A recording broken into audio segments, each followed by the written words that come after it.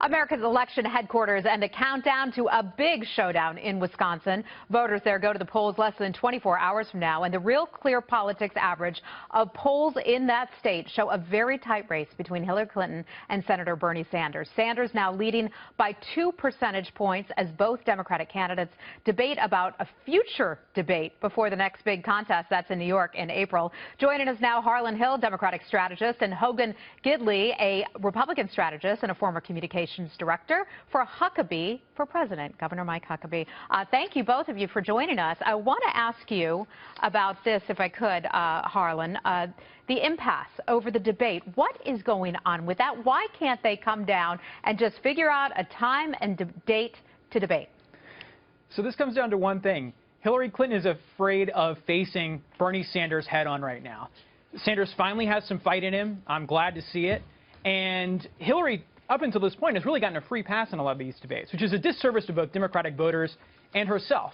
And so she's afraid to face him when there's a significant audience. And so they're trying to cherry pick time slots and channels where nobody's going to watch. That's what this comes down to. And Hogan, then let me ask you about this. I'm sorry, it's Heather and Hogan and Harlan. So apologies for all the name mishaps here. But there's some folks from the Bernie Sanders campaign have been talking to the New York Times. And I want to read a portion of what the New York Times writes today. Quote, allies and advisors of Mr. Sanders say they missed opportunities to run an aggressive political operation in 2015 that would have presented a challenge to Mrs. Clinton. She has now firmly built a big lead in delegates needed to clinch the nomination, a margin that would have been smaller if Mr. Sanders had run differently last year, according to interviews with more than 15 people who are on his team or close to him. Why are they sounding so defeatist? Well, it's tough to know that. I mean, look, he's got the money, he's got the momentum, he's got the message. The problem is he doesn't have the math.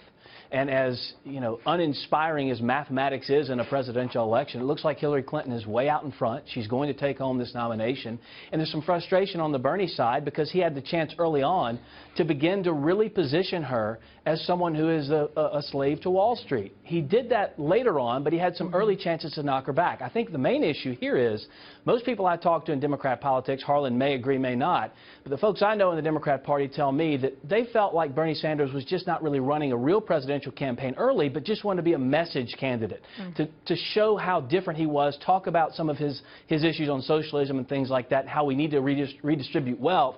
But he didn't want to take on Hillary Clinton directly because he felt like she was going to be the eventual nominee. Interesting. And he didn't want to damage her moving into the general. And one more point, remember, the Michael Dukakis ad that George H.W. Bush ran with Willie Horton, that wasn't a Republican attack. That came from Al Gore in the Democrat primary. So these primaries can hurt you in the general, and I don't think Bernie Sanders want to be part of that. Well, what about that idea? Do you think that maybe Bernie Sanders' entire goal was to try to push Democrats more to the left, and he was never really in it to win it? I think Hogan, or I'll agree with Hogan to an extent, in that I think Bernie Sanders was surprised about the degree of support that he was able to realize from the Democratic establishment, or I'm sorry, Democratic voters. And this really comes down to one thing.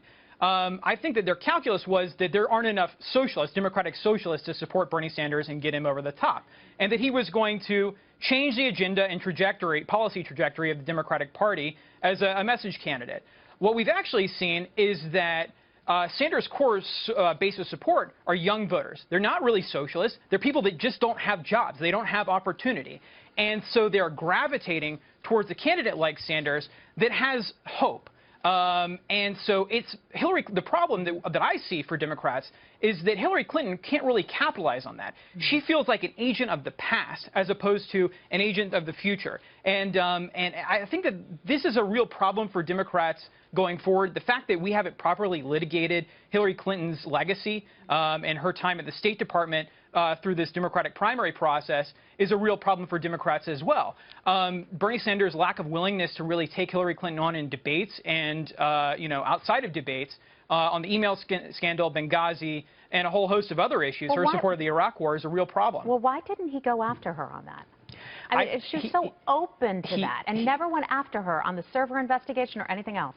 it is I'm going to use the phrase again. It is a tremendous disservice to Democratic voters and the democratic process, for that matter, that we have not properly laid this out. I don't know why he did. He says that he wanted to run an issue-oriented campaign. I think that's a real cop-out. That certainly is an issue. Harlan Hill, we're going to have to leave it there. We lost Hogan Gidley just a second ago. Gentlemen, thanks a lot. We'll talk to you again real soon.